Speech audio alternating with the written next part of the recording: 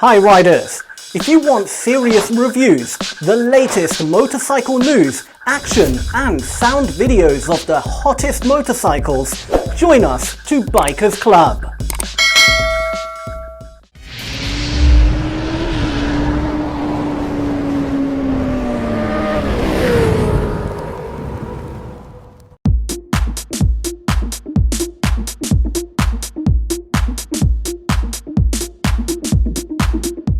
After launching in November 2021, and it was auspicious for distribution in December, and sold out in a limited number of 1,000 units in less than 24 hours, it makes us wonder what this Ford WD ATV is all about.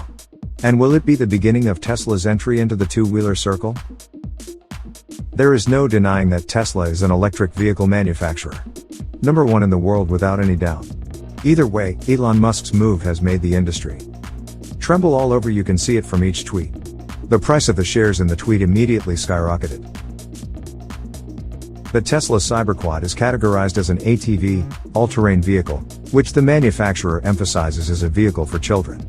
It can only support a weight of 68 kilograms. It is capable of reaching a top speed on a flat surface of only 16 kilometers per hour.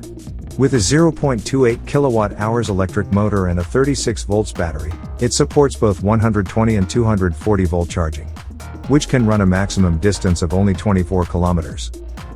The selling price per vehicle is $1,900. To put it bluntly, the Tesla Cyberquad is no different from a modern-day toy.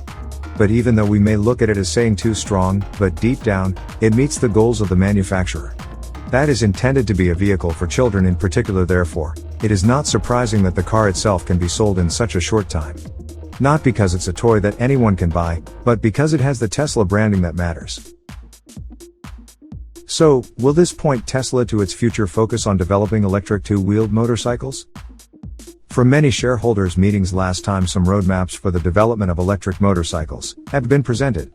But with Musk's individual thinking that he once said two-wheeled vehicles are too dangerous, but building a four-wheeled ATV doesn't seem that different. According to the words of the ancients, ironclad meat is better than clad steel.